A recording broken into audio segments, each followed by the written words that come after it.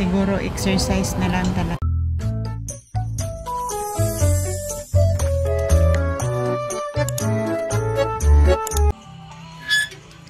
Hello mga guys, good morning po. Tara, samahan niyo po ako, maglakad-lakad po tayo ulit. Konting exercise po.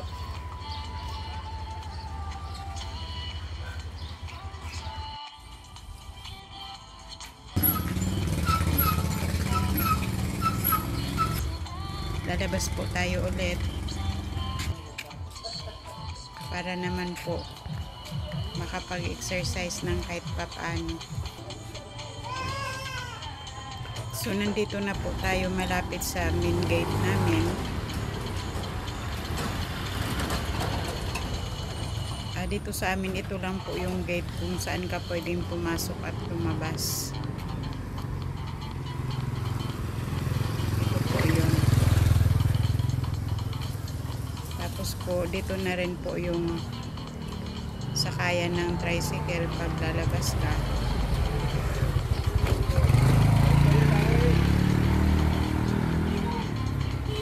So, ganun po dito sa amin pag wala kang sariling wheels. Kailangan mo talagang mag-tricycle.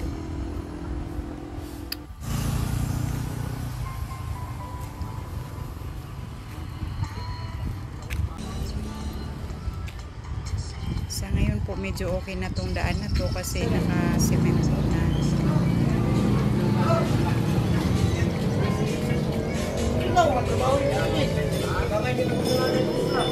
Good morning po. Magpapasugar po. Sige po.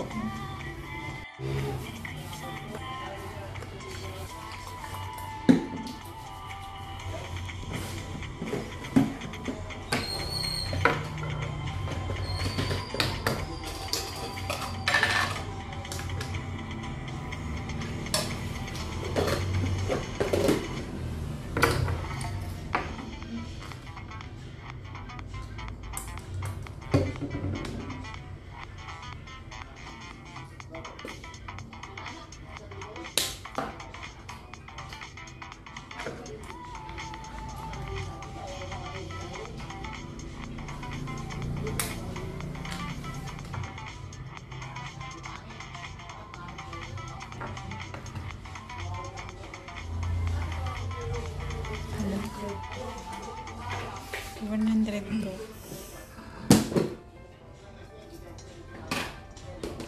Ano yan? Normal pa yan? May kain po kayo? Wala. Ano po, nasa elevated na po. Kasi dapat kung wala kayong kain, nasa 100 lang po. Yung normal. 80 to 100. Ano, last kong kain kagabi mga 9. Nandito na siya. Good morning po. Papa-sugar po. Customer po. Ayaw mag-inom ng gamot kasi kawawa daw ang kidney. Yun ang komplikasyon.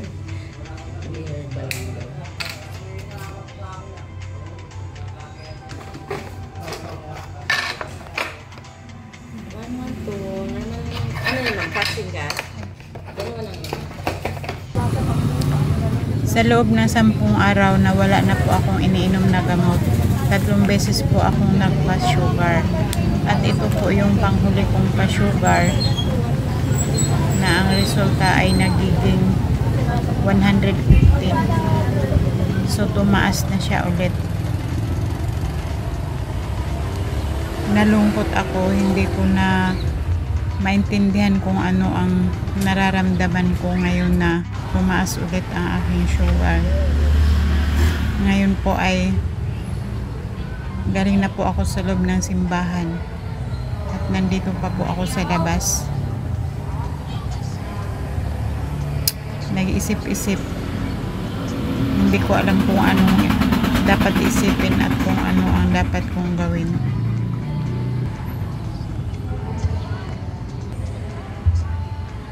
Ang alam ko lang ay nalulungkot ako.